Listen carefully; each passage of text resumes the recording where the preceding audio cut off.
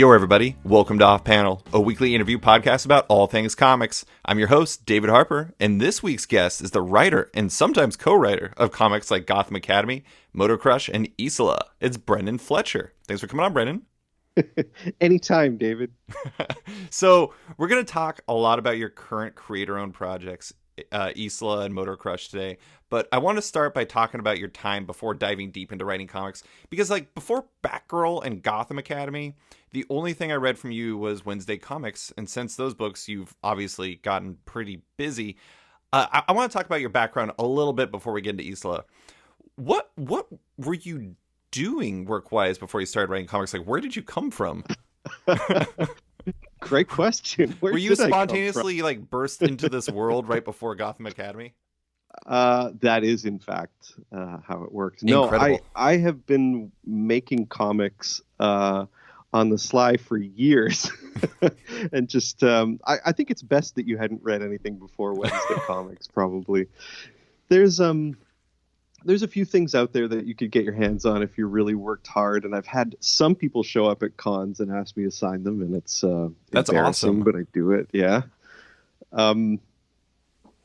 But I had other jobs, so I was doing comics just for myself during the day, and at night I would perform on stage at. I had a regular contract gig where I would sing and act, and then 2 or 3 nights of the week I would follow that up with going to a bar and playing music. Nice. So I was a professional performer who just loved comics, and I think my life. It's funny. I was talking to my wife about this the other night. How as much as performance was my profession, and it's what I was trained in formally at school. Comics was always the thing that was in my bones, and comics people were the people that I felt closest to. It's not that I didn't get along with the people I worked with in my shows. In fact, I've still got a bunch of friends from those days, but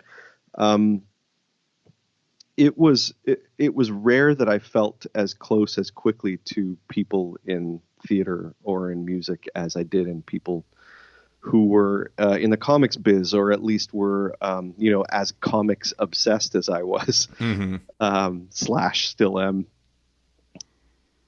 It just felt like, to simplify it, those were my people, and I recognized that comics people were my people at a very young age, but it just felt like my family, school, the universe was pushing me to be a performer. I had scholarships to do that. I had a lot of pressure. I've got a lot of performers in my family. My uncle is fairly famous in Canadian performance circles, and it felt like that was where I had to go. But it just didn't. It was a thing I could do really, really, really well. I made good money doing it, but I didn't ever feel like really proud of myself off stage or off camera. It didn't feel gratifying in the way that I hoped it would, and it just didn't fulfill me in the way that I thought I should feel fulfilled doing something creative. And I quickly learned, I think I was in my late teens, the first time that I put together a script, like a full proper script. Like a comic script? Yeah, a comic strip with an eye toward, doing something with it. This came about because of, growing up with Karl Kerschl, and the two of us pushing each other constantly to be better illustrators, to read more comics, read different comics. And we used to just kick around story ideas, and it was all really, it was just two buddies doing that. It was really informal. A lot of the time that's born of reading a comic and going, oh, this would have been so much better if they'd done it this way. and then you start actually crafting the stories from there. And uh, so when we first thought about maybe putting together a proper script, and I wrote a proper script, it felt great. Like, it felt different than doing a show. I felt so creatively gratified in a way that I had never felt, singing in a band or playing any instruments or acting in a show. I don't know, man. It just felt like, my natural talents and abilities were telling me that film and stage were my callings, but the feeling inside was telling me that it was comics. Yeah, yeah. So I have a quick story about sports for you, which is super random. But I had a couple of friends over to watch basketball one time, and one of my best friends, like the guy who like co-officiated my wedding, and he and I were talking, and as we were talking, our other friend was just staring at us, and after we finished, he was just like, I don't understand a single word you guys are saying. He was just like, it's like you're speaking a different language. And it was weird because in that moment I realized that like deep fandom has like almost a different language to it. There's like I kind of crystallized it in my mind. And it's like, as much as you love performing and as much as you love being in bands and stuff like that, it's like maybe that language didn't feel as right for you as the language of comics did. And it's like, once you had that, it's like you started to feel like you had found your home. I know it's kind of a dramatic way of looking at it, but I think that feels right to me. No, it's true, but I still have challenges with it because when I start to consider it in terms of like a language, I start feeling like the language that is most comfortable for me, that's sort of like in my guts, is music, but not in technical terms. Like it's not. Like academic music. I can't notate anything. I don't feel comfortable with. I mean, I went to school for it. I can read music. That's not comfortable. That feels like math to me. That's like a skill that I had to learn. But I will feel out a scene in terms of its musicality. I know that's kind of dumb. Like even when I'm coming up with names for characters, I talk about them with my co-creators, with my partners, in terms of their musicality, how they feel and sound in the mouth, how they feel in the mouth and sound when you say them. Scenes have rhythms, stories have rhythms, and I feel those things in a very musical way. And if I have a frustration with comics at all, it's that I wish there was a way to more fully integrate music into them. But then I realized that what I'm just talking about is film. Right. And maybe I just have this comics thing because it's kind of how I grew up, and I love them so much, and I wanted to tell stories in that medium. But maybe I am down deep built to be a filmmaker, and I just haven't segued there. Not to say that when I work on stuff in comics, it is with an eye towards adapting those things to film. Just that my process is one that involves music inside me, and I do feel a frustration that I can't realize that. I can't help anyone who is taking my art in to experience it in the way that I am. Outside of just like making playlists and doing a Black Canary EP. Yeah, that kind of stuff. I mean, these are my modest attempts to give you what I got.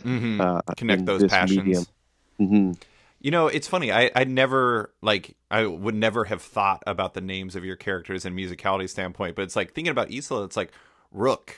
Rook has a very like that name, like the sound of it and the feel of it does reflect her personality, because it's very like it feels very soldiery. It feels very like dutiful, and it's like I don't know that I don't know if that's what you're going for with the name, but it does sound that sounds like her, which is a weird thing to say, but I think no, yeah. That's exactly what it is. But I would say that like a single syllable name like that, where we don't have a family name attached, it's like given slightly less consideration than something like Olive Silverlock or Pomelin Fritsch, Domino Swift.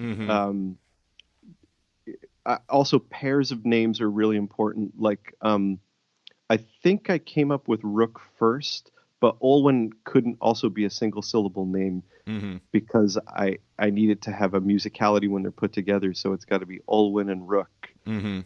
Rook and Olwen is slightly less musical to me, but um, Olive and Maps. Yeah. Uh, it was something that I remember having a conversation with Cameron and Babs about the name, the name, uh, the names of Domino and Lola, because it was too many syllables when you put them together, and that's why we ended up calling Domino Dom a lot of the time, Oh. because Dom and Lola.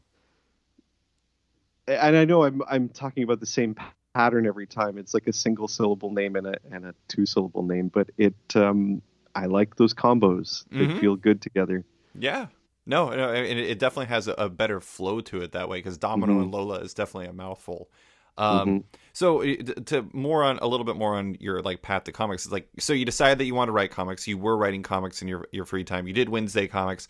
There was a gap there. How did you working on Gotham Academy and Batgirl come together? Because those seem like really the moment. Those two were like the moment where Brenden Fletcher became comic writer Brenden Fletcher. That was all luck. But let me rewind just a tiny bit to say that I made a real go of being a pro comics writer. I don't know, almost 20 years ago now. Carl and I had been putting together a project for years that would really be the genesis of Isola. Like it was a thing that we worked on for ages. We had deals with a bunch of publishers over that time, including Image, and we dropped the ball. We just did not get the thing together, and we both had to do other jobs. And but in that time, I had met a lot of people in comics, made a lot of connections, and I didn't want to give up, even though I had to do my regular job, and Carl had to go on and do paying work. Um, so I put together a bunch of scripts. I was beating the pavement, trying to get some traction. I actually had a deal for a time with Oni for a series called Motor Honey Nice. that years and years later would become Motor Crush. Hmm. Um, but it just didn't seem like it didn't seem like things were going to happen for me, and I kind of moved on from it. I had given up, and this was, I don't know, 2003, 2004. Um, and I focused on music, and I traveled and got some different jobs. And then Wednesday Comics kind of came out of nowhere, and that was a thing that was Carl's, but he couldn't um, or didn't want to do it himself and brought me in on it. And I did that gig and felt great about it. And but I think I had just believed that I had given comics a shot and comics didn't want me. Hmm. So when Wednesday Comics was done, I just went back to my job and I didn't try to make anything of it. I didn't believe that it was for me. I thought that was Carl's gig. I'm really excited to have written that. I think we did some great stuff, and that I'm happy with that. Um, but that, I guess, stuck in people's mind, and it It's a beloved gave me. project. I'm still really proud of it. I still Yeah. really love that story. I still think the project was amazing. I wish they'd do it again. Uh, that gig got me Assassin's Creed. I mean, also because that was out of Montreal, I was in Montreal. So much of this, it's ridiculous. The Montreal Is connection. it's not just the Montreal connection. It's just it's what you hear growing up, like that that so much of people's good fortune is just timing and yes, luck, good fortune. Um, and that's what this was. It was timing and location, and the fact that I had done something that the people involved with the Ubisoft stuff had remembered and liked. I was available. I was there. Um, so I got that Assassin's Creed gig, and it it's video game money. Hmm. It's better than comics money. So that let me consider leaving my regular job and giving this comics thing a real go, if that's what I wanted. Mm-hmm.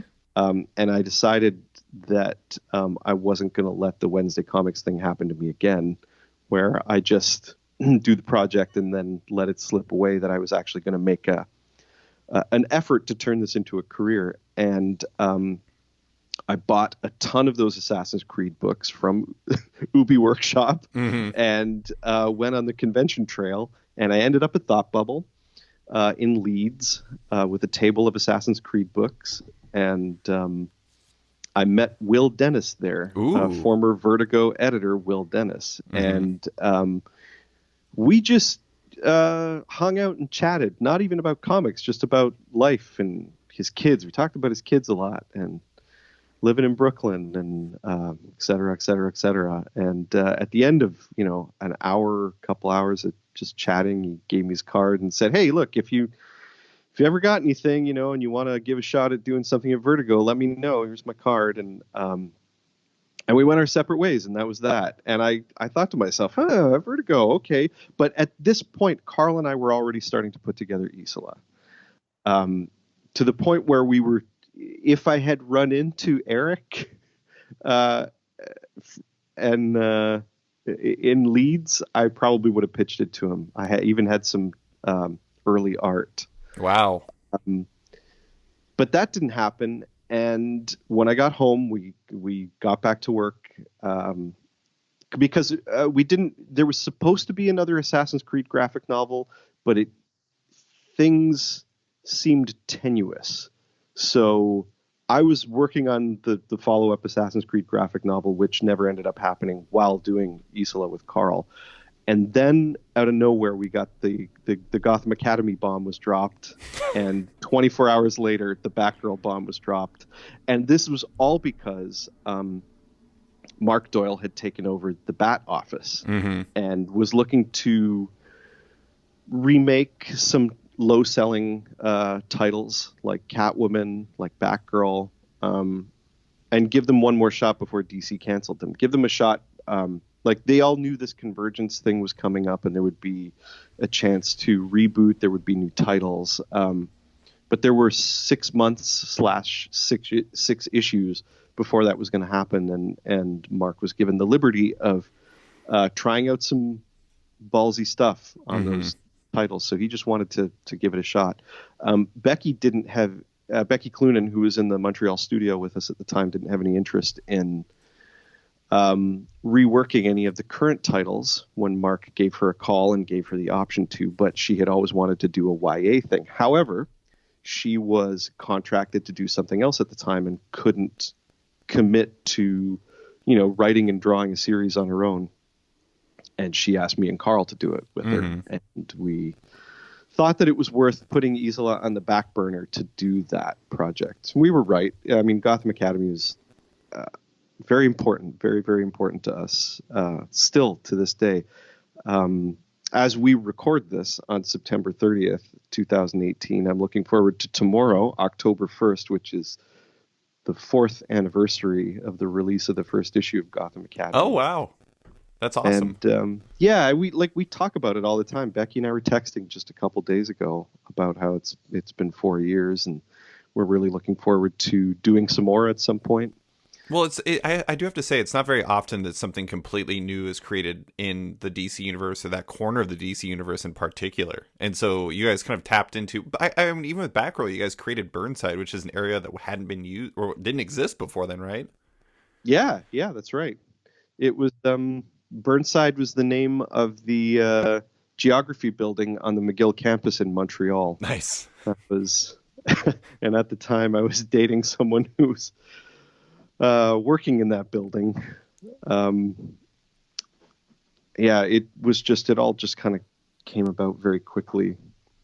I do want to ask really quick one more question before Isola is, it sounds like the Gotham Academy thing, it kind of came together because Becky had the deal together. Batgirl, I don't really know the story behind it, but you often end up co-writing things.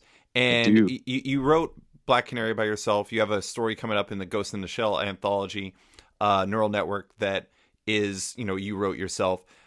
Why is it is it a choice to co-write these things? Is it just how it works out? How does that happen? Um, in the case of Gotham Academy and Batgirl, it was because the gigs weren't mine to begin with. Mm-hmm. They were offered to two people who were primarily illustrators, but also great writers, but also committed to other projects at the time. So both Cameron and Becky, who were the ones offered those two jobs, needed other people to help out with the gigs. Mm-hmm. And as it turned out, I would write a lot of those series myself, even though, I would always be consulting with my co-writer. The actual writing duties were mine. And the same can be said for the art, Becky was always on hand to talk to Karl or Adam or whoever was drawing Gotham Academy, as Cameron was always available to talk to Babs. But the Babs and Karl and Adam Archer and the rest of the crew had to shoulder the burdens of the art for those series, because Becky and Cameron were committed to other gigs, primarily. In the case of these creator-owned things, this was a choice. It's just, me and Cameron and Karl, a bunch of other people, we've all been buddies for so long. It's writing these things together doesn't feel like it feels so natural. Mm-hmm. It feels like we're just friends hanging out, kicking ideas around.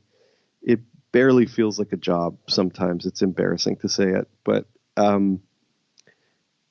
will constantly write books with Karl because you've been doing it your whole life. Yes, it's how I got into it / interested in it. Mm-hmm. It feels like what I love most about it. It's hanging out with my best friend, kicking ideas around, and then, as adults, applying some craft to it or trying to. And it's the same with Cameron, just even before we were working together. I think it's why he asked me to work on Batgirl with him, because we used to just hang out and kick around ideas and, complain about books books that were imperfect, that we were still in love with, and how we would, quote unquote, fix them. Mm-hmm. And I think he just had, faith in me to be on the same page as him a lot of the time. And I have different relationships with all these guys too. Like, I get different things out of working with each one of my creative partners. And the work becomes, it's obvious that everything is different with Cameron. Cameron and I usually come at things from different angles, but have similar. We want the same thing, so there's a little bit of fight in what we're doing. I will always push for more character stuff and a more I'll just say a more confusing way of going about storytelling. More abstractions, weird little journeys to get to the point of something. And Cameron is very direct, and he will always almost always push for something to be clearly communicated. Mm-hmm. He's a visual storyteller, in his bones, and he wants the audience to understand what's on the page. And I think it's great. I think we push and pull each other and end up with this great middle ground. And Becky's kind of similar. There isn't as much push and pull between me and Becky, but there's sometimes a different approach to the style of storytelling, like where she'll like things like voiceover narration. I actually don't, and I will try to move away from them as much as possible. Mm-hmm. with Karl, he and I just see eye to eye on almost everything. Like we've grown up together. We want almost exactly the same thing on the page at all times. And we don't have an editor on Isola, so it could be to our detriment. I was actually I was going to bring that up because it's like, you know, you already mentioned that you enjoy abstraction. I can't believe it. Like if somebody was setting odds on this, the fact that it's taken 25 minutes for me to mention the abominable Charles Christopher, it would be Here like we go. shocking. But anyways, I like he clearly Karl also enjoys abstraction and like, you know, deviation from the direct path that, you know, Yes. Cameron may not. Yes. Is that can be a difficult path to walk because, you know, some people just want to enjoy a straightforward narrative. How do you balance that? How do you balance that, the abstraction with the desire to tell a cohesive narrative in Isola? With both Karl and I, it's gut. Yeah. And I know that's horrible, but it is gut feeling. It's Isola especially is about what we want and how we want something to feel to us and for us. It's a very personal project in that way. And we both understood from the get-go that it was not going to work for everybody. And I see that all over the place. If I look on Twitter, I can see unanimously everyone says the book is gorgeous, because I don't think there's any getting around that. Mm-hmm. If you have eyes and you look at this book, you understand that it is stunning, and there's great craftsmanship on every page and every panel. You know, I have to admit, I've never really understood the appeal of that Karl Kerschl guy. I thought you were going to save all of the Karl Kerschl fanning and questions, etc., till the end of the show. I figured that was going to be my 5 questions.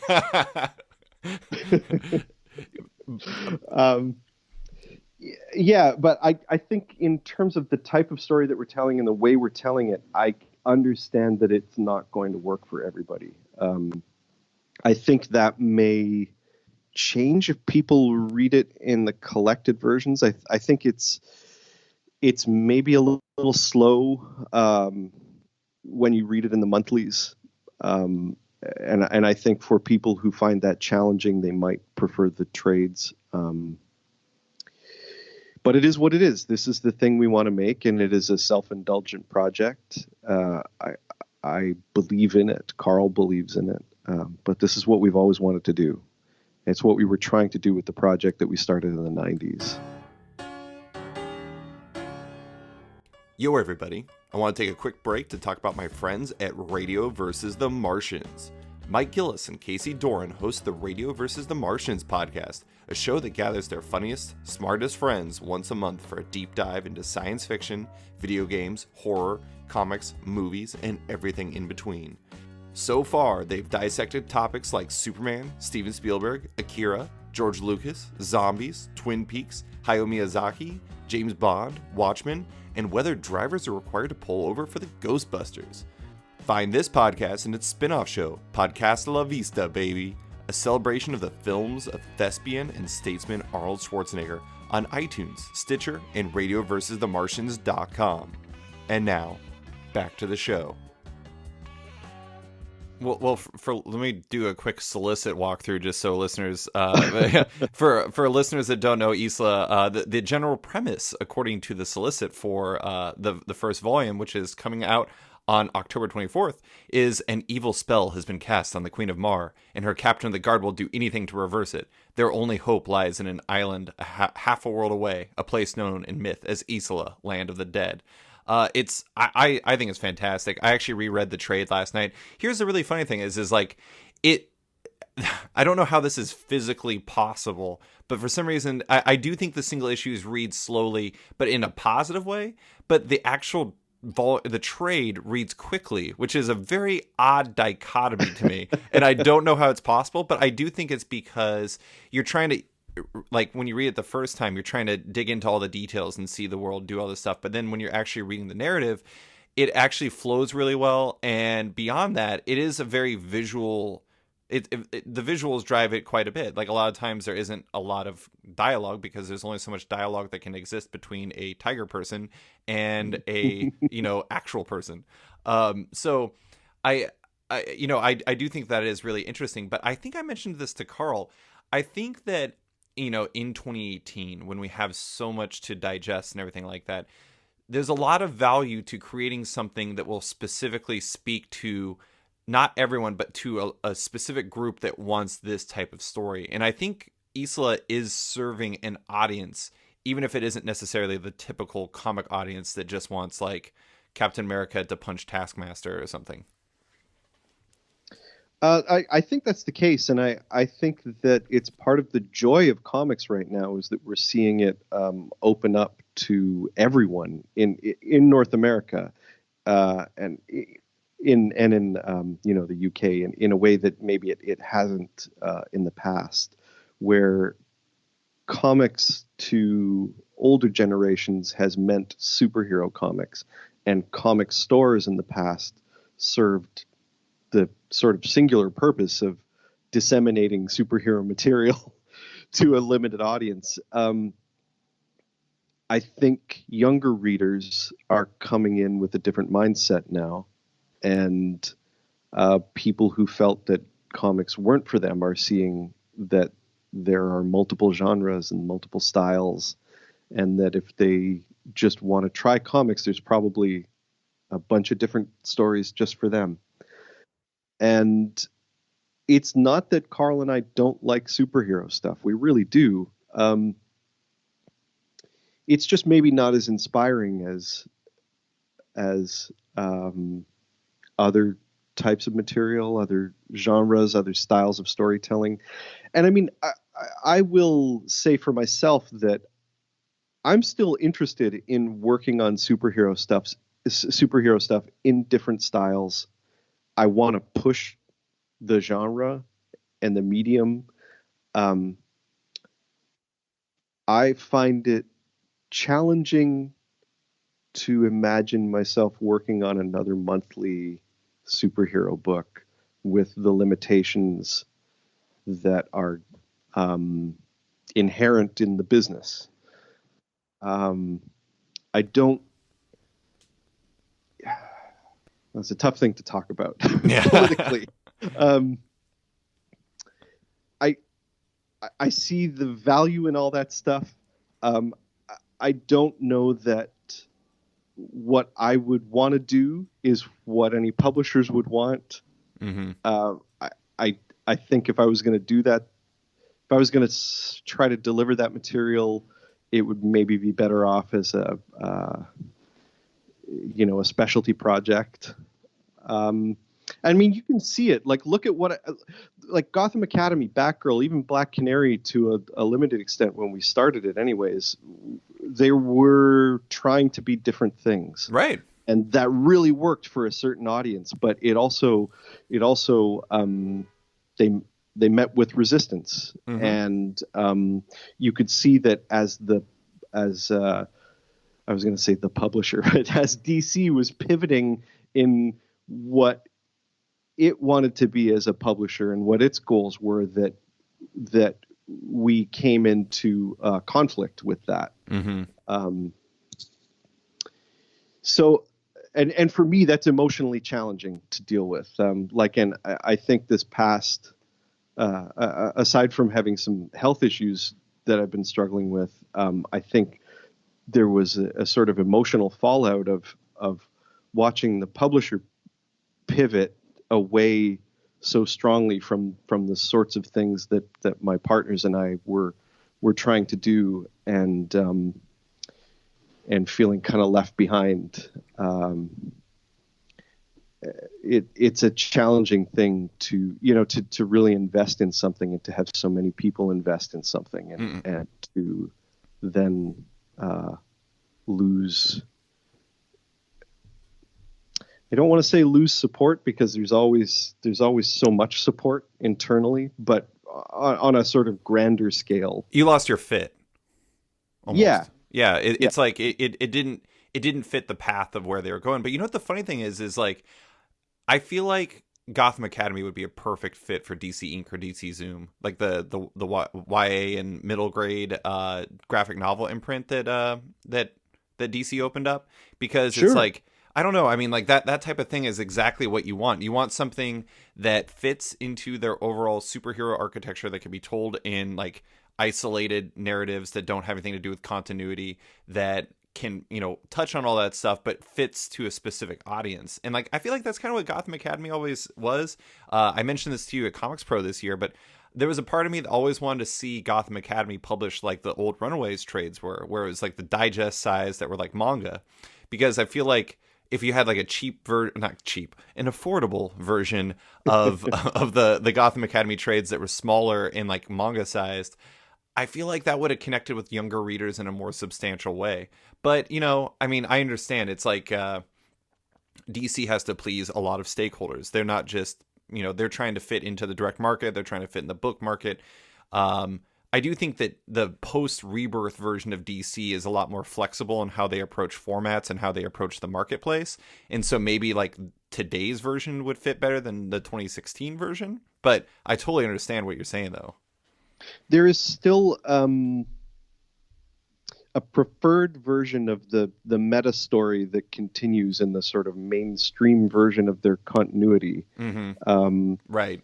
That is a very that they prefer to be of a singular feel and of a singular direction. And I think when we came in, they were happy to see that splintered a little bit in terms of style and genre.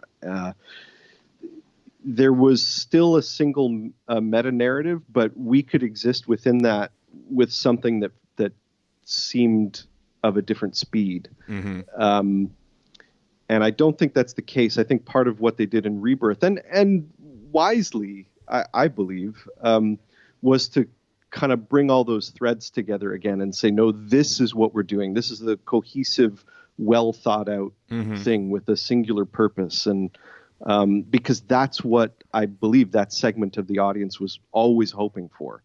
And instead of presenting the splintered genres and styles and feels within that, or attempting to, and getting this kind of confused feeling from some of their audience, they've now streamlined that, and they're sticking the other stuff in other labels, like Black Label or the kids' books. And while I do agree with you that it's amazing that that's what's happening, and that's probably what should have been happening for the last number of years, there is a part of me that feels like there is a place in the quote-unquote continuity or main continuity for something like Gotham Academy that can exist side by side, because to say that it can't is to ignore the larger world. Yeah. And to have such a sort of myopic view of what that world actually can be. It's like looking through a keyhole. It is like looking through a keyhole, yeah. Or believing the only people that matter are the people with power. Did you read did you read Hitman back in the day?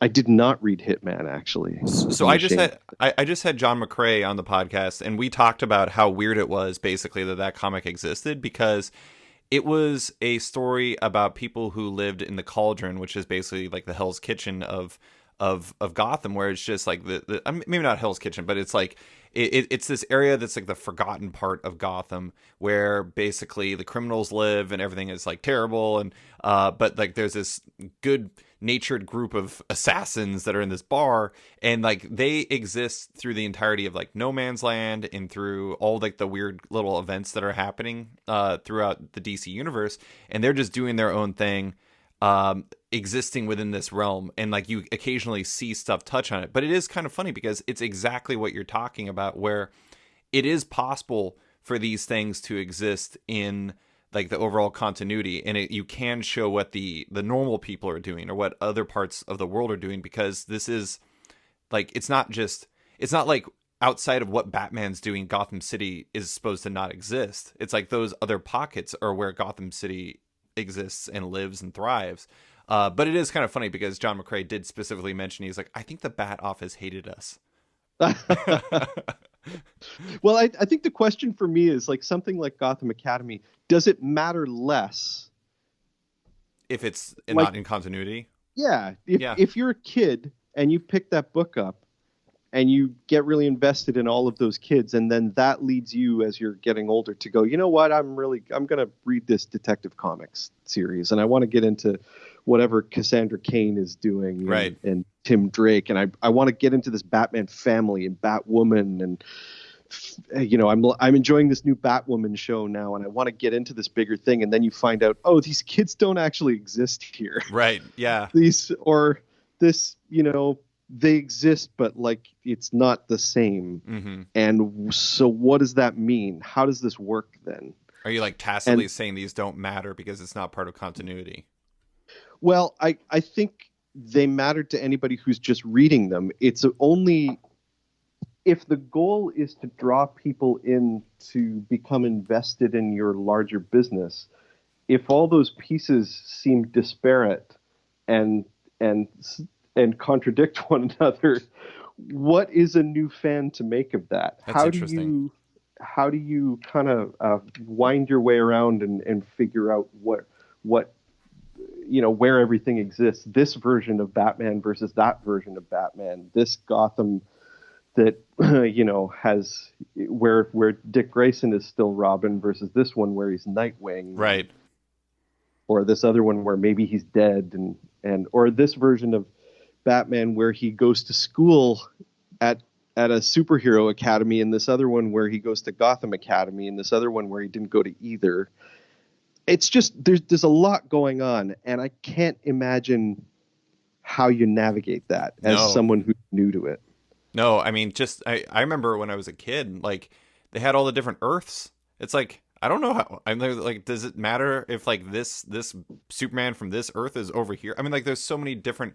You're not even just talking about the imprints. You're talking about like the holistic sense of the universe and everything. But I feel like I'd be doing you a disservice if I didn't like push us back towards Isola a little bit. Yeah, sure. Yeah. No. I don't mind at all because these are the sort of this all comes out of talking about like what North American comics. Yeah, totally. How we perceive them and how our heads are so steeped in comics as superhero comics, which I love that this is changing.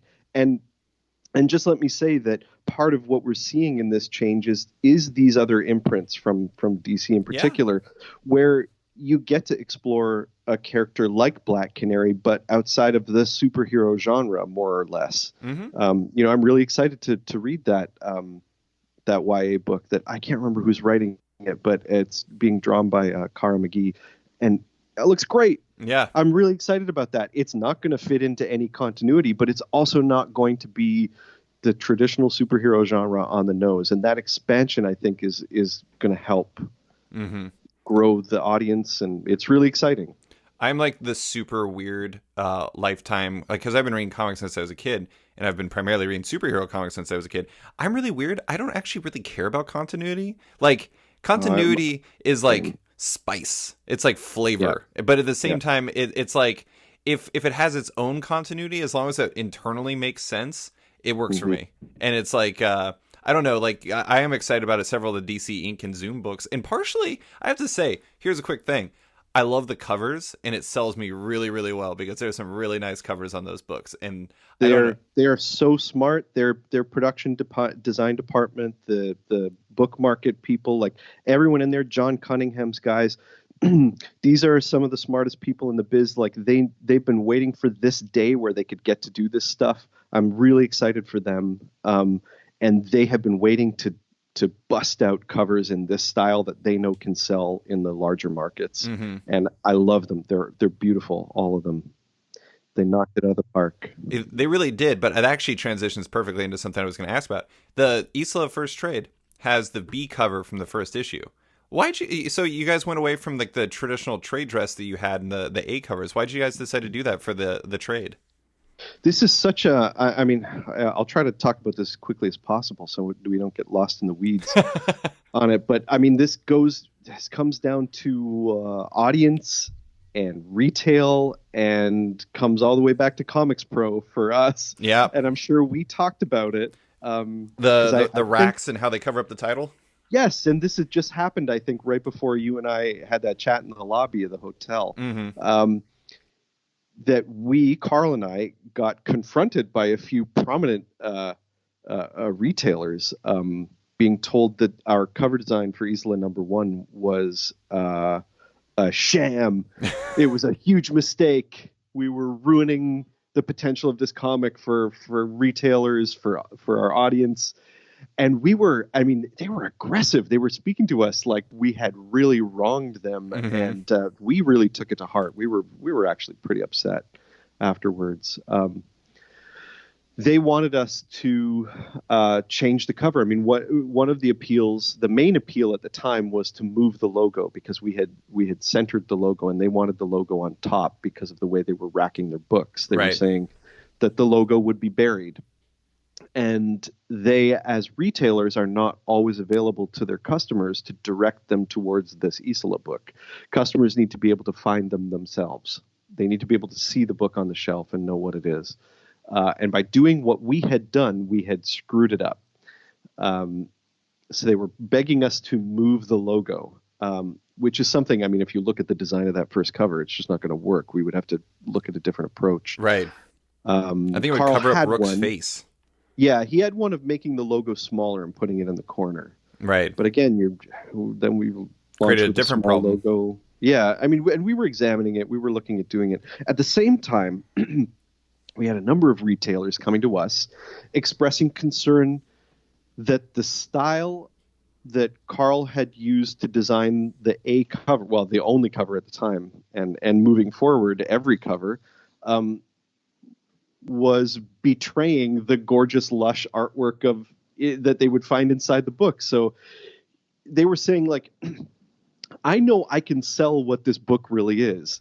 I don't think I can sell this weird cover. They're like, can't you give us a cover with more like lush, beautiful artwork like is inside, and not this stark, designy stuff? Mm-hmm.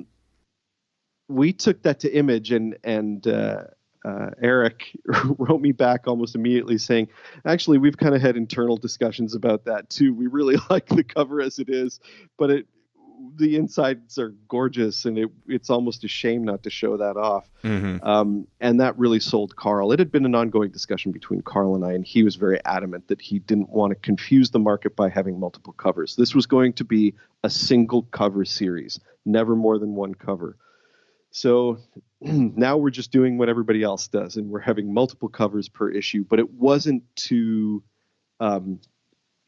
drive numbers. It wasn't to drive sales for us. It was to serve retailers. It was to give retailers what they wanted, to say, look, if you can't sell this version of it with the logo in the middle, here's a version with the logo on the top. And if you don't like this design thing, if that's not going to work for your customer base, here's one that is like lush and colorful. And does that help?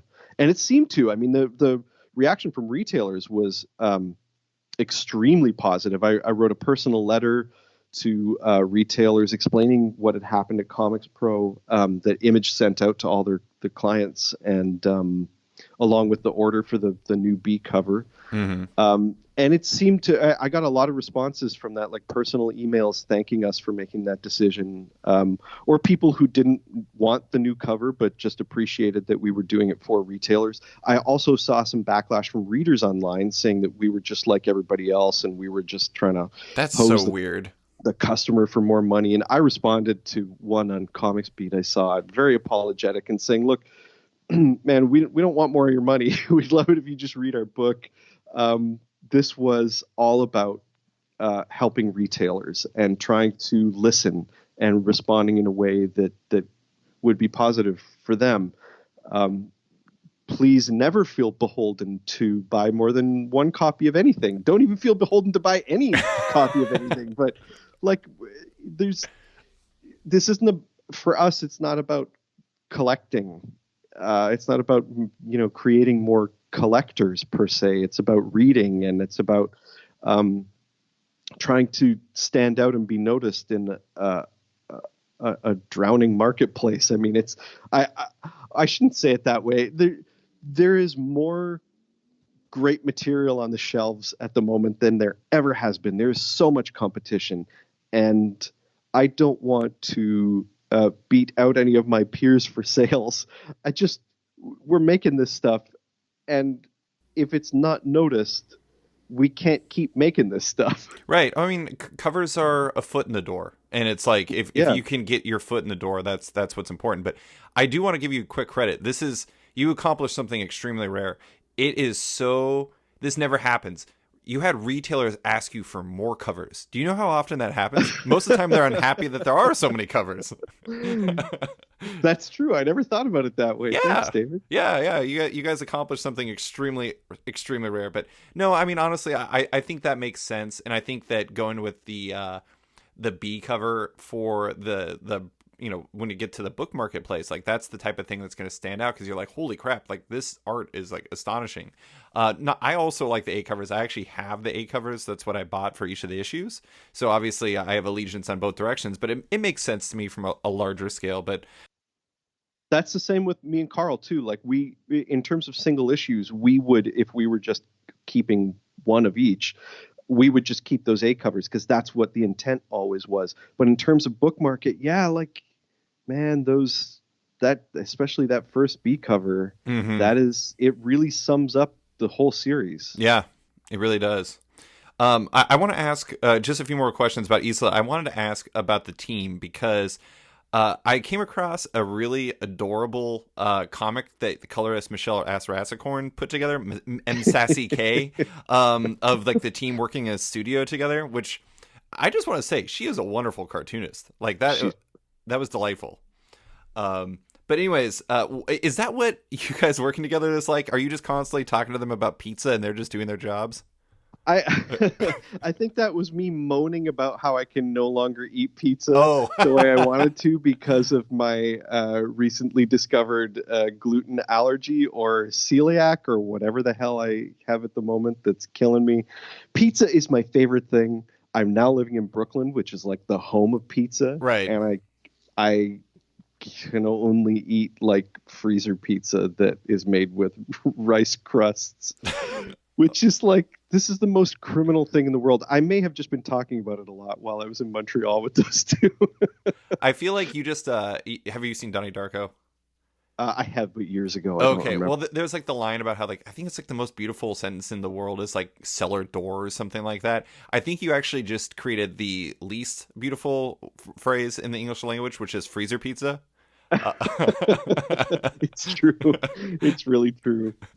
There are a few places that you can get some reasonable gluten-free pizza, but man, a chewy, gluten-y crust is like heaven. And unfortunately, I can't enjoy that anymore. So that I feel like that's what that part of that image summed up. Sure.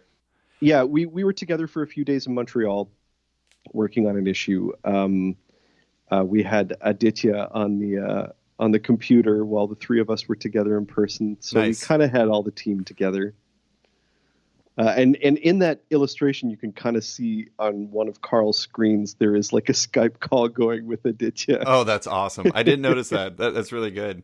But I mean, like, so when it comes to the creative process, I know in theory, like, Carl is the artist and you're the writer, but I think you guys are you both credited as writer?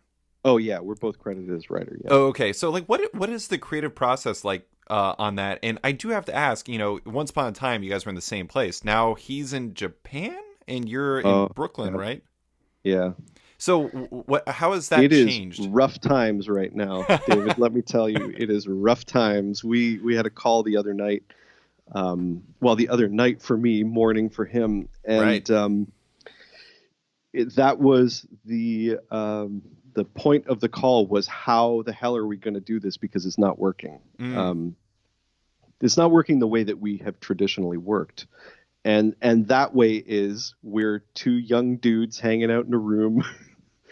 Drunk on sugar, kicking ideas back and forth until we've got something we're both excited about. And we just can't do that anymore. He's got, a couple kids that he's looking after in Japan. His wife's out teaching. The time is much different. His space is different. Like he doesn't have the same life over there, and he's still kind of getting acclimated to it. But time is of the essence. Like, we're about to solicit issue 6. You're going to see that pop up really soon. And we have to get on with things. And it's just been really challenging. So this time around, I'm doing a lot of typing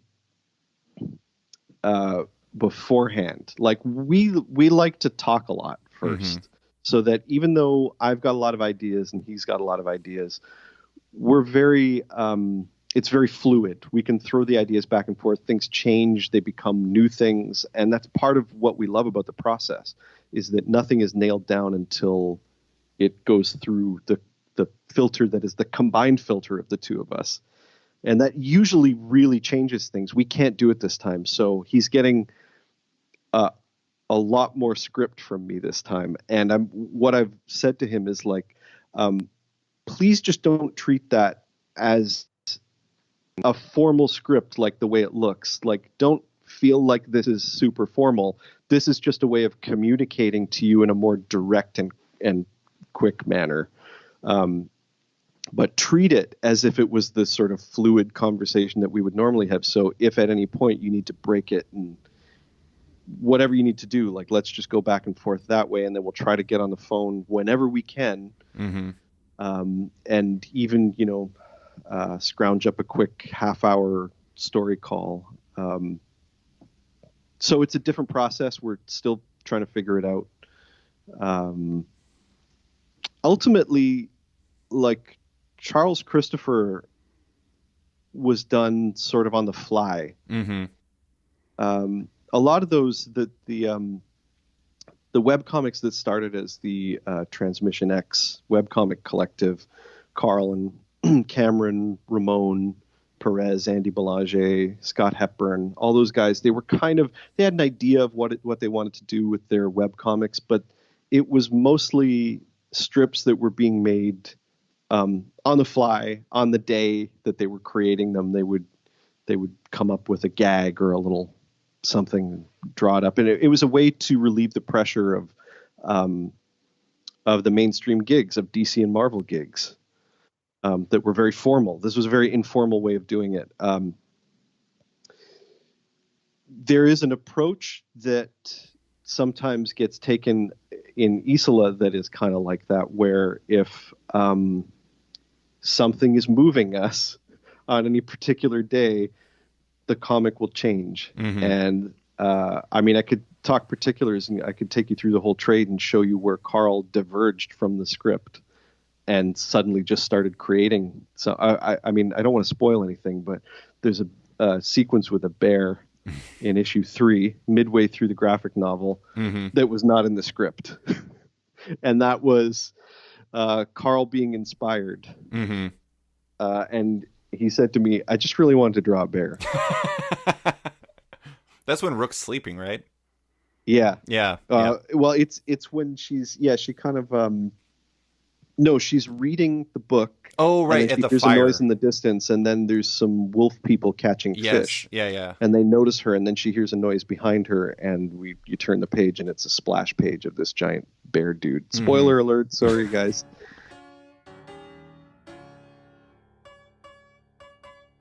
Yo, everybody. I want to take a second to talk about my friends over at Ahoy Comics. They're looking to shake up the publishing industry with a bold new format: comic book magazines. What are those? Comic book magazines will feature traditional, full-length comic stories, plus extra material like prose fiction from Grant Morrison, cartoons from Shannon Wheeler, and more. And Ahoy begins its second wave of comics with 2 titles. First is Captain Ginger, a 4-issue miniseries from Stuart Moore and June Brigman about a future where humanity has died out, but one gang of felines and their leader, Captain Ginger, struggle in a hostile universe after managing to escape the Earth. Also in October is a new 6-issue mature readers anthology miniseries, Edgar Allan Poe's Snifter of Terror, as creators like Mark Russell, Tom Payer, and Fred Harper tell stories that are a cross between drunk history and Tales from the Crypt. Look for those in October in comic shops everywhere. And now, let's get back to the show. That actually makes a lot of sense, and I think the thing that was really interesting about reading the book in trade versus single issues is how you could kind of pick up on parallels. Like, if you read the first issue and then you read the second, and you read the third over the sequence, you don't necessarily realize, like, one thing I realized last night, this might just be because I'm a terrible reader, Brendan, I have to admit, like, it ends and begins effectively in the same place. It's just their Yeah, relationship has changed. exactly. And like it's a really like beautiful thing with like the tent, because like the tent was always this image that you guys pushed even back to the first Hmm. preview images, and it's like Hmm. that is a, let's just say that's a super meaningful tent. um Yeah, and like that is I love that, because it's like maybe the way that you guys work, and this is just me not speaking for how you work without knowing it, but it's like you guys kind of seem like you know where you're starting and maybe where you're going to finish, but in between has a general path, but it can get, you can diverge off that path if you just so desire. that's exactly it. Yeah. Yeah.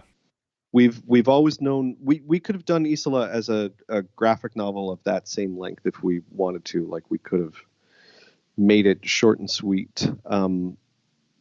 But I think our ideal was, if we could do something that was about 15 issues, Mm-hmm.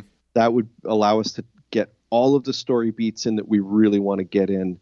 And then if we're really given leave to, we'll really take our time Mm-hmm. and dig in and explore some of the other stuff that we want to play with over 30 issues or 40 issues. So we're allowing ourselves the liberty of exploring right now, because sales are okay Mm-hmm. and Image is allowing us to do that, and it's great. We're going to keep going as long as we can with it, but we do have an ending and we do want to get there. It's very important for us to get there. um, I have a weird feeling that your book is going to do really well in the library market, and I don't know why that is. I think it's just because I believe in libraries and I like libraries a lot, and I've discovered a lot of great comics because of it. But it seems like a book that's going to do well with libraries. But I actually I hope had, so. I love libraries. We've got the most amazing library right here by us in Brooklyn. It's stunning. that's awesome. I had a patron that had a suggestion that would actually solve your Yeah. problems. By the way, he suggested cloning Carl. Have you tried that? um, is that patron's name David Harper? No. And Can he be my and can I best friend? can I ship that clone out to Alaska? That wouldn't help you with your timing problems. I'm up at 8 in the morning. We've established this. um, I want to actually, let me see really quick.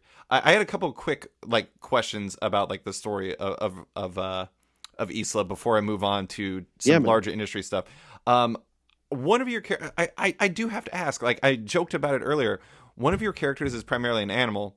Queen Olwen is mostly Hmm. in tiger form, which really gives you one speaking character. So, like for you as a script writer, how does that change things? Does that like really just mean you have to lean on Carl pretty heavily, or what? Yeah, I've said it before, and I'll tell you now that this is not a book that I would do with any other illustrator, Right. or I mean, very few. It requires a style of illustration that is very um, expressive, and I mean, we've had people say that the artwork looks like Disney artwork Yeah. in some cases, and I think that's because well, there's a tiger, and there's always animals in Disney movies, but also because Carl's the acting that he is able to draw out of the characters feels more like animation, Western style animation acting in some cases. But it's Olwen is because so expressive. It's like unbelievable. Like that really he stood out to me has when to I was be. rereading. Yeah. If she just had like a neutral tiger face, I mean, it would be a totally one-sided thing. And we didn't want to do a talking animal book. Right. Not that like we don't have anything against talking animal books at all. I mean, Carl's Charles Christopher obviously is all. It's almost the reverse, right? It's talking animals, and the more human-like character doesn't speak. Yeah. Um, I was actually going to suggest to you, if you go too long or go much longer on Isla, you could always have a crossover and randomly have skunks sell them things. That way they can resupply on the road, because they had that in Charles Christopher. Those like little salesman skunks. Oh God, I love that comic. Sorry. it is a great comic, and part of the genesis of Isola is to create something that is complementary to Charles Christopher. Yeah. Fact, so I continue to suggest to Carl that when he finally wraps Charles Christopher, that he do a complete version of it through Image, and we, like we can put Charles Christopher backups in the back of Isola or vice versa. You should be able to have both those books stand together. Mm-hmm. They are related in some way. I mean, I didn't work on Charles Christopher, but Isola is created, like, for my part, it was an attempt to channel, not just the stuff that's important to me, like that, but the primary goal was to find something that Carl would excel at. Mm-hmm. And he loves drawing animals. He's, as an illustrator, as a storyteller, is uniquely able to express story and character through just his drawings alone. Like he can give so much just from a facial expression. Yeah. This is a book that could be overwritten, in terms of text. And I just I feel so strongly that it doesn't need it. And for my part, it feels like it takes away from what is best about the book, which is, just the visuals. They should, like, I understand if people look at it and they're like, this book is carried by the art. It is, but that's the point. The story is there in the art. It doesn't need the words to tell you what's important. And you're talking about the first few pages and the last few pages, like, that's it. Those scenes need no words. And those are the most important moments in the whole book so far, in the whole series so far. I do want to say also that, like, the idea, like, some people are like, oh, it's carried by the art, but I mean, not to make this, like, I don't know, some sort of, it's not that it's like a writer artist thing, but, like, there's writing that goes into that, and, like, your conversations go into that. It's like, it wouldn't be the same without you, and it wouldn't be the same without a writer in there. So it's like, when somebody, like, specifies one, like, that'd be like me saying that everything that happens in art is, like, driven by the script or something like that. It's like, it's the collaboration that makes this magic happen, and it's not just, like, I don't know, that I know that's not something that you're worried about or something like that, but I think sometimes when people say things like it's carried by the art, it's like they're kind of missing the point of comics. It's true, but I also recognize at the same time, this project is created as a Karl Kerschl spotlight, and I don't just say this as his friend, but it's a long overdue Karl Kerschl spotlight. I mean, this is something I'm sure we can agree on, David. I mean, Karl's been around in the business since he was 18. Mm-hmm. That is several decades now. Yeah. It's like 25 years. And for most of that time, he was announced and solicited on projects as hot new illustrator, as somebody that people had never heard of. He just hasn't ever had a chance to really, like, break big on anything. And his craft is astonishing. Look at what he's able to do, and not to diminish Michelle's contributions to the artwork either. My God, Michelle's colors are also astonishing. But this was conceived to be a thing that would really shine the spotlight on what he does best, and that is, putting his two previous gigs together, which is a series about animals, mm-hmm. and multiple, superhero series that were action adventure things. So this is an action adventure fantasy starring animals, and it's got everything in it. And I try a lot to craft things for him that allow space to show off. Mm-hmm. And that means constructing scenes that don't rely on a lot of expository detail or dialogue. Mm-hmm. Clearly there's something in, like, me getting up early has driven me mad, because I'm, like, defending your honor ahead of Karl. I'm like, I don't know, that Karl guy, I mean, you gotta give yourself some credit. But all right, well, let's move on to Isola. I want to talk about some like general industry stuff, specifically around Motor Crush. So you guys have a shift in your schedule. You announced that the book is going to be, instead of continuing single issues, it's going to be moving on in trades. That's your book with your back roll partners Cameron Stewart and Babs Tarr. Why did you go that route? Like, what led to that decision? Hmm. Well, it's a lot of things. Mm-hmm. Part of it is just the market as it stands right now. I mean, uh, there are numbers available to everyone to look at. There are sales numbers available to everyone to look at. They don't completely reflect the real world sales that we see. They don't take everything into account, but they are indicative of a trend, and you can see that the rate of attrition just kind of hit a point where it felt like we were beginning to question the need for a monthly format book for that project. Mm-hmm. If that doesn't make any sense to you, you can look at those numbers and contrast them with the trade sales numbers, which again kind of push us to reconsider doing the monthly format book, because the suggestion with those numbers is that the audience is primarily in one place and not the other place. In continuing to create a monthly book, we subject ourselves to deadlines and stresses that don't exist in doing direct to market OGN. There's no monthly pressure. There's no, I don't have to keep writing solicit copy. We don't have to keep going through the editing process on a monthly basis. We don't have to, there are processes in place for doing these monthly books that we just cut out completely. Right.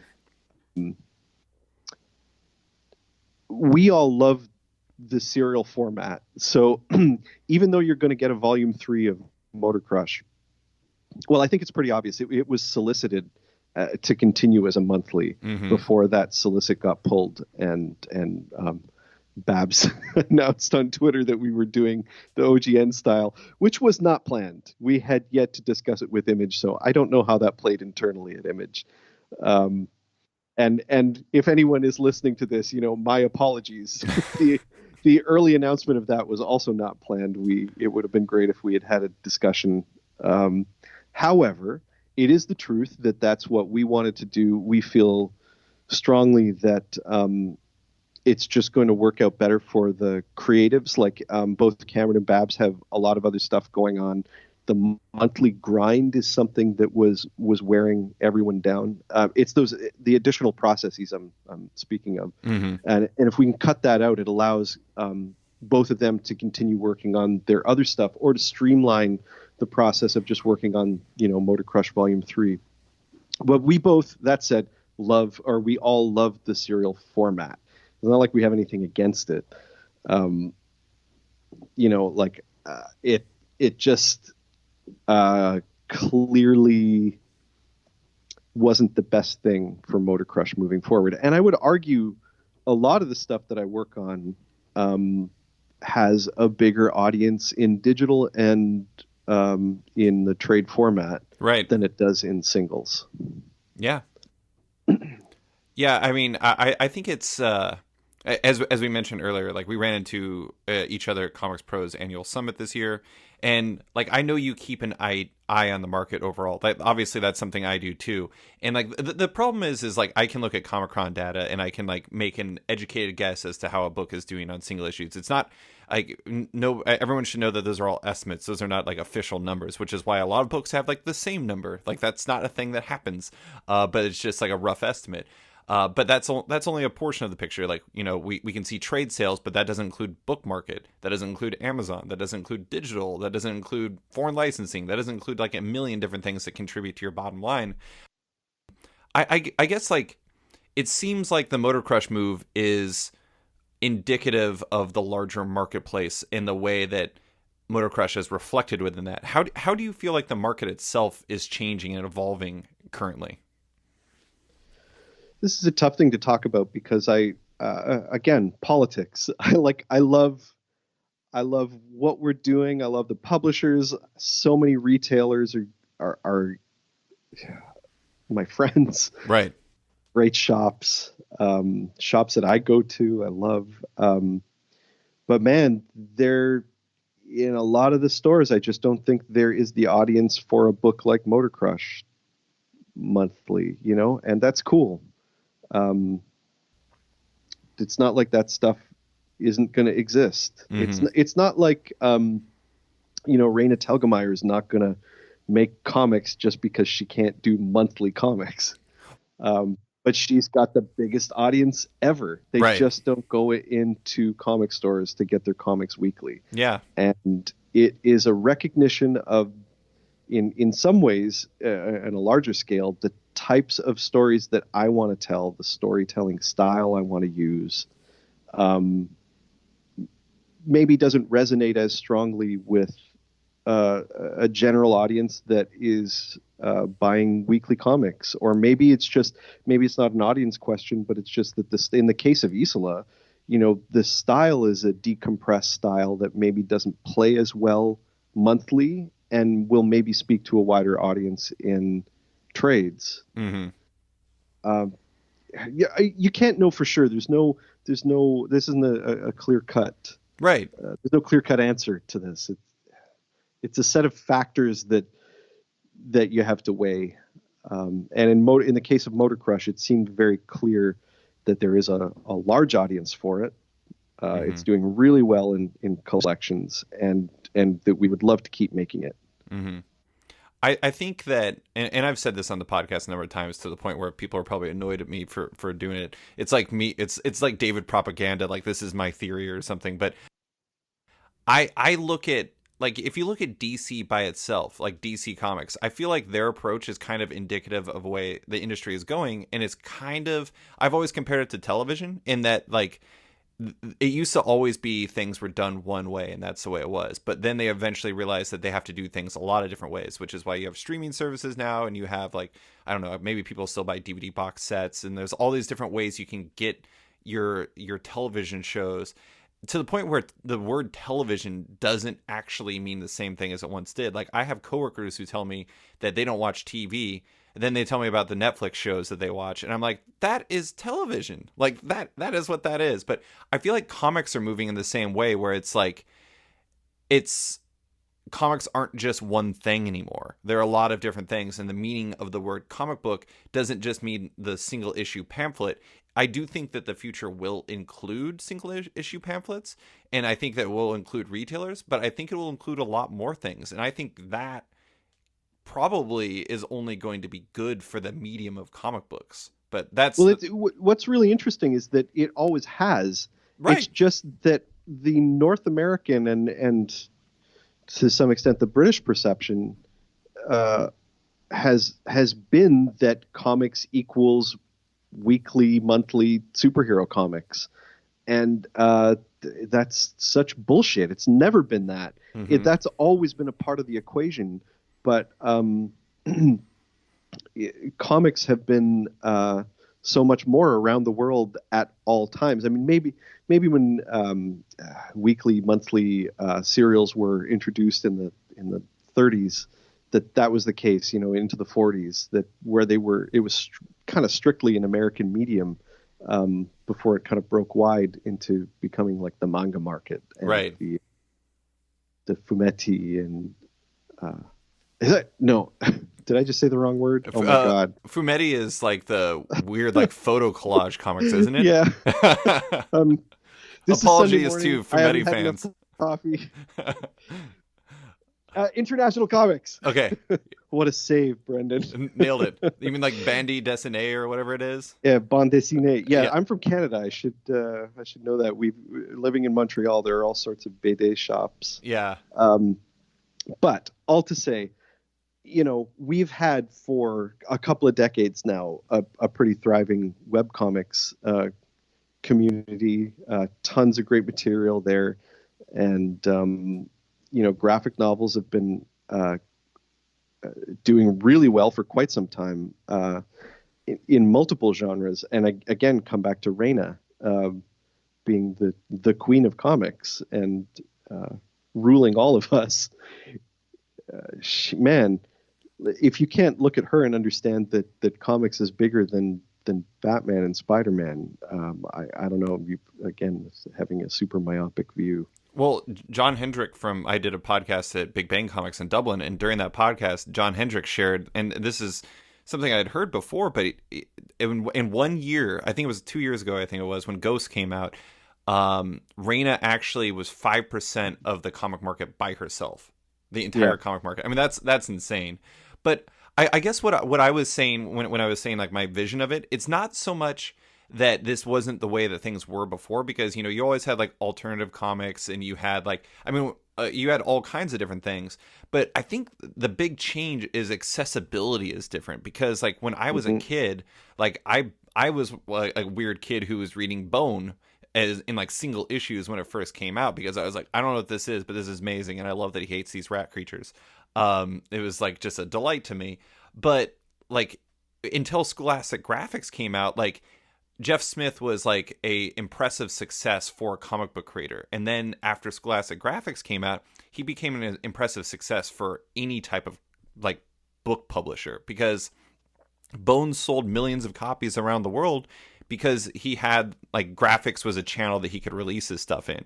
And like you have all these different channels that comics can be released in that didn't necessarily exist before. And I don't just mean digital. I mean, there's so many different ways you can do it. I mean, look at Kickstarter by itself.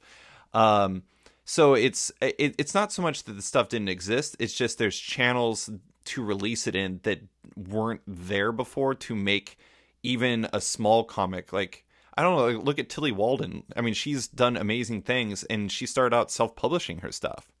And I think it's amazing how there's so much opportunity for people to make comics and find an audience, even if they're not going through traditional channels, I feel like that is the transition we're making right now. And what we're seeing at traditional retail is just a shift to there being more things and more ways to consume them, more ways to publish them. And that the retail channel as we have known it is just going to be they got to play catch up. Right. They have to come after the production of the stuff. So the stuff is just being made in new ways now, and the ways they're being made it's changing every year. There are new ways to do it. There are like you're saying, new ways to fund them, new ways to create them, distribute them.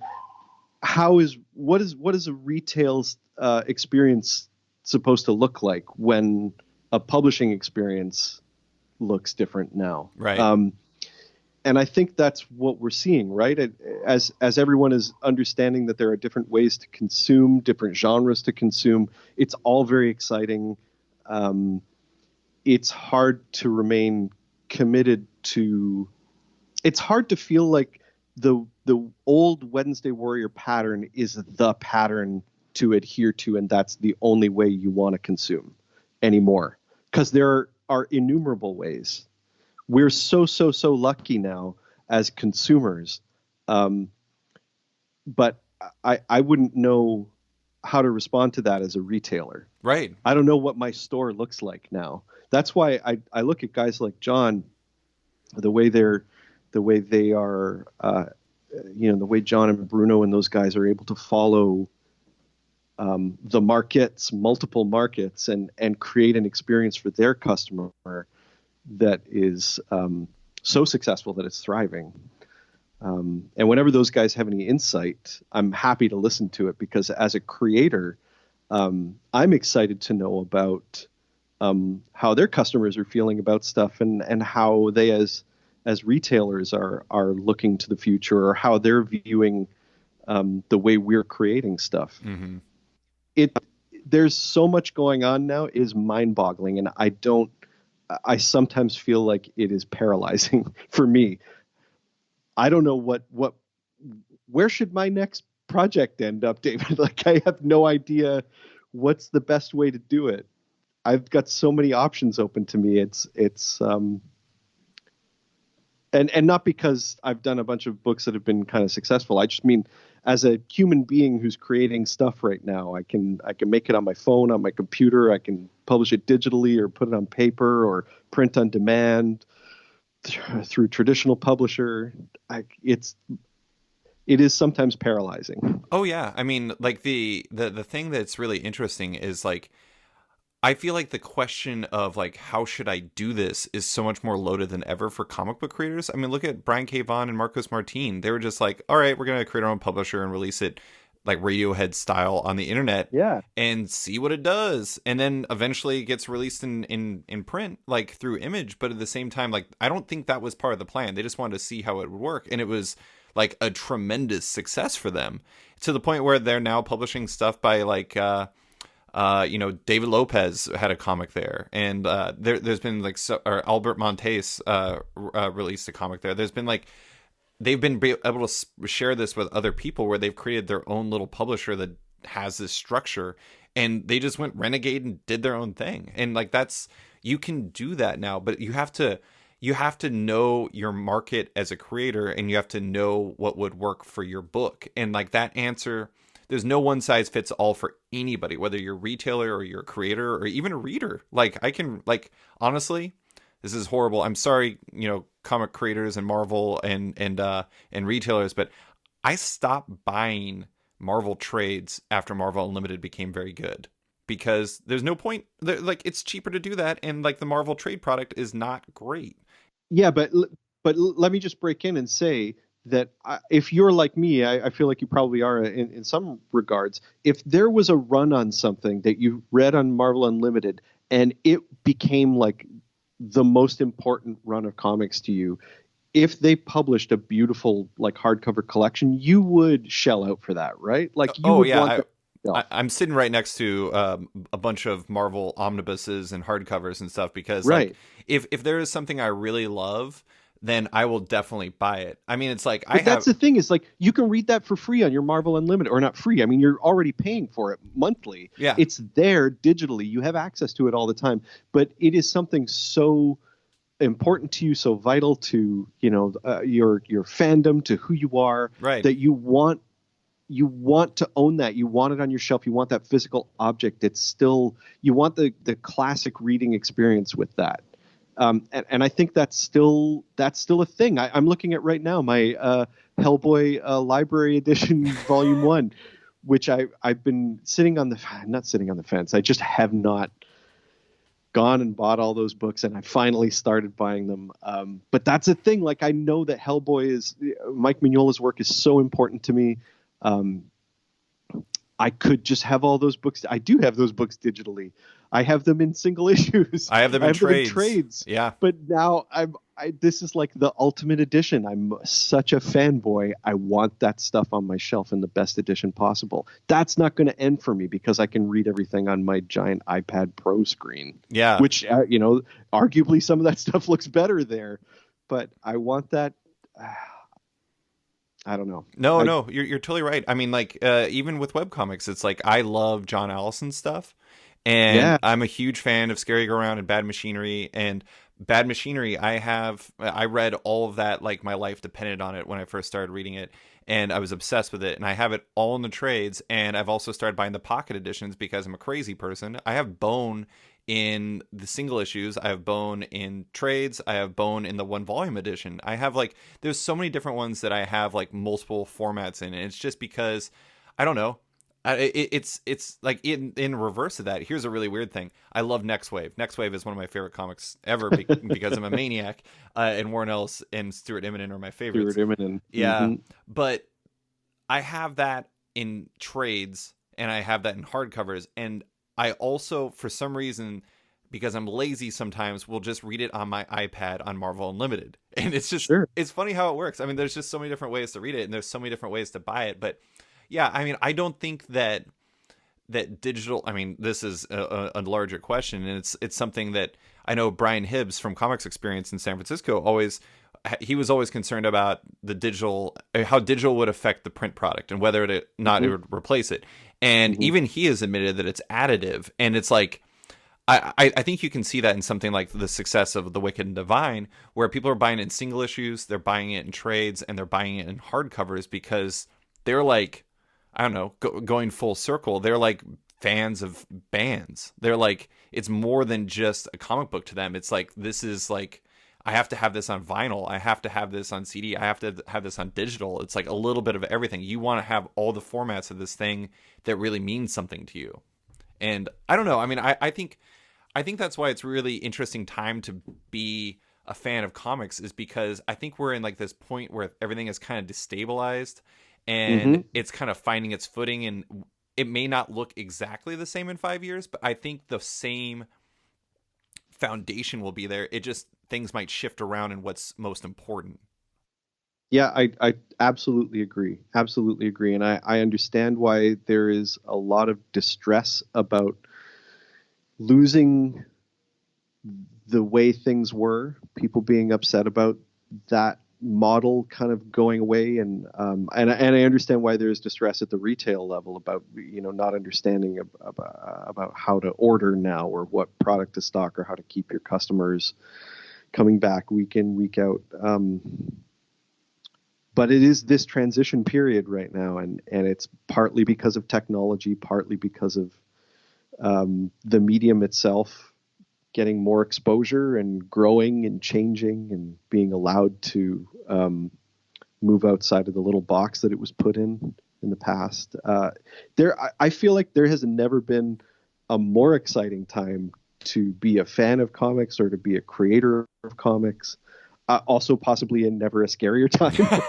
But I was gonna say there's like a double-edged sword there for sure. yeah, that's exactly it though. It's exciting and terrifying. The Yeah. terror is part of the excitement, Yeah, I was right? gonna say, like, terror is like excitement in one way. It's just like the bad version of it. Yeah. I do think that like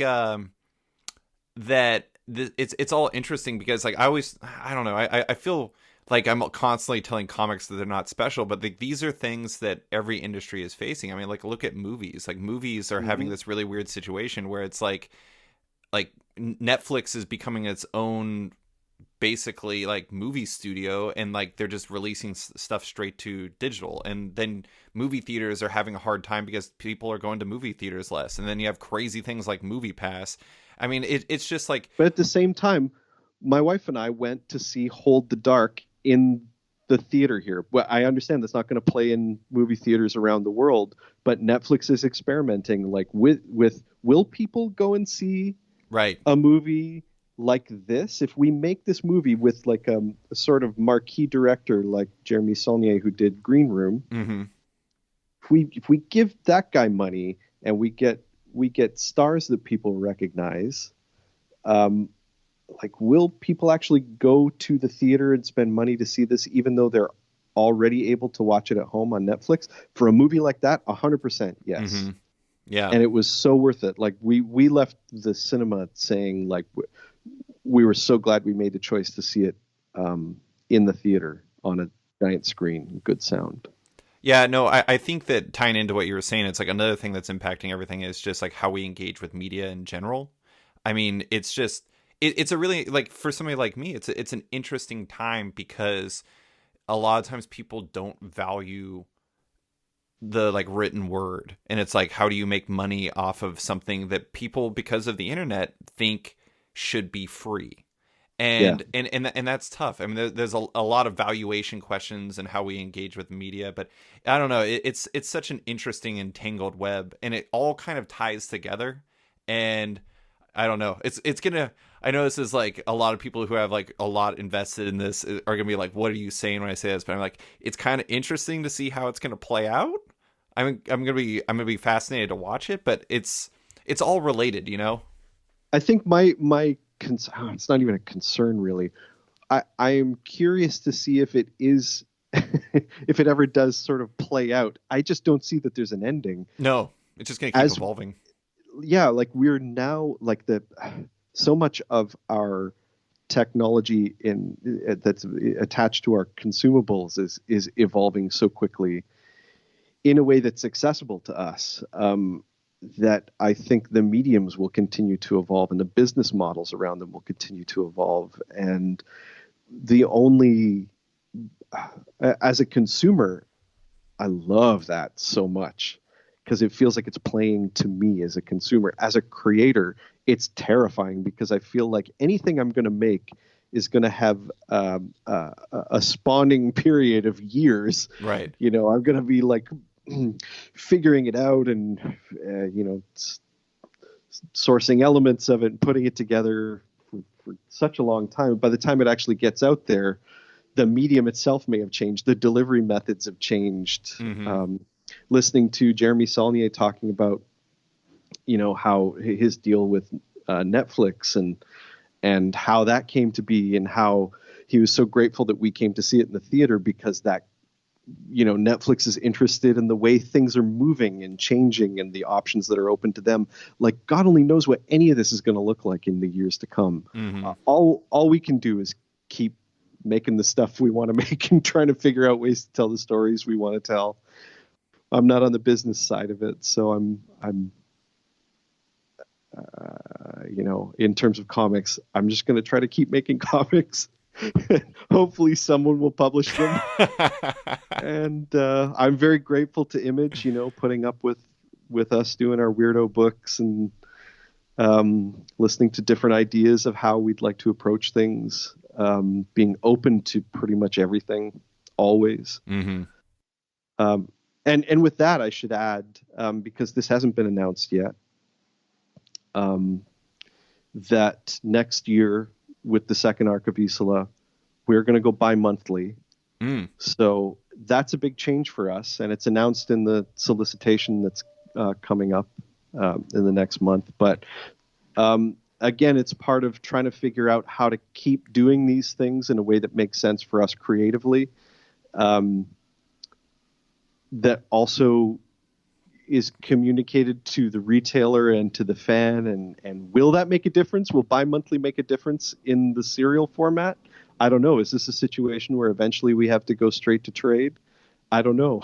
Yeah, but you're just gonna have to do what the market dictates, I guess. I mean, Yeah. also, that will probably prevent Carl's death, which is probably advisable as well. But it is the main reason. This would Quite all be resolved frankly. if you clone Carl. We've established this. Yeah, I mean, just how many clones do we make? That's the thing. Like, do I get to have one here in Brooklyn that I can have meetings with? Yeah, what if all the time in person? Now this is going to end up with there's tons of, he's basically being like multiple man from the X-Men comics. There's just going to be tons of him everywhere doing all kinds of stuff, so he doesn't have to do it himself. And Carl himself is going to be at home playing Dark Souls. That's it. Well, there would certainly be one clone that would only play Dark Souls, and there would definitely be a clone that would be learning how to program the next Dark Souls. Because that version of Carl never goes away, that very curious one that would rather not spend all his time drawing comics and would rather be learning how to do new things. Yeah. All right, Brenden, that's all I have for you. We could keep going on this forever, but thank you so much. First time you came on the podcast by yourself. I appreciate you taking the time. Anytime, David. Thank you. It's an honor. Thanks for listening to this week's episode of Off Panel with writer Brenden Fletcher. You can find Fletcher on Twitter at Brenden Fletcher, on his website at brendanfletcher.com, and in his comics, Isola and Motor Crush at Image Comics. If you're a fan of Off Panel, make sure to check it out on Patreon. If you back the show on there, you not only support the show, but you get early access to each week's podcast, access to exclusive written and audio content, and more. Also, don't forget to subscribe to the show on iTunes or Stitcher and give the show a rating or review while you're at it. You can find the show on social media by liking the show on Facebook at /sketched, that's SKTCHD, follow on Twitter at @sketchcomic, or follow me at @slicefriedgold. Big thanks to all my existing patrons, including Dave Slusher, Kieran Mark Antonio, WMQ Comics, Akil, Greg Lockard, Kokachi, Phil White, Ben Becker, Sean Pinello, Ken Heidelman, Philip Sevi, Al Ewing, Ryan Alcock, Nick Michelin, David Kelly, Robert Wilson IV, Nick Paletto, Dylan Campbell, Owen McCready, Brenden Fletcher, Michael Garland, Gary Maloney, Jonathan Nilsson, Matthew Groom, Jason Massey, Mike Gillis, Adam Bogert, Xavier Files, Maria Schweitzer, Matthew Taylor, Tyler Turner, Dan Guarino, Nick Patera, Jacob Sorelli, Ford Gilmore, David Baraldi, Evan Blazer, Brian McRae, Ira James Udaskin, Henning Allers, Modern Magic Stories, Nick Hall, Bruno Batista, Bobby Angus, Bjorn Basin, John Hendrick, Steve Anderson, Phil Nall, Ian Maxfield, Cliff Chang, Benjamin Shipper, Carl McMahon, Chris Palmer, Maxwell Schmidt, Scott McGovern, Nathan Fairbairn, Kat McKenzie, Lou Iovino, Nicholas Kesslake, Greg Rucka, Ryan Mail, Adam Heidfeld, Nicholas Gardner, Andrew Corrigan, Fiona Staples, Chris Morris, Chris O'Halloran, Mark Abbott, Mike Murphy, Michael Shirley, Tom Barnett, Jim DiMonacos, Norbert, Nick Lowe, James Kaplan, and Mission Comics and Art in San Francisco. You guys are all the best. A quick thanks to the band Wolfpack, whose excellent track Outro from their album Volmilch opens and closes the show. Give them a listen as they're totally rad. Thanks for listening, and tune in next week for another episode.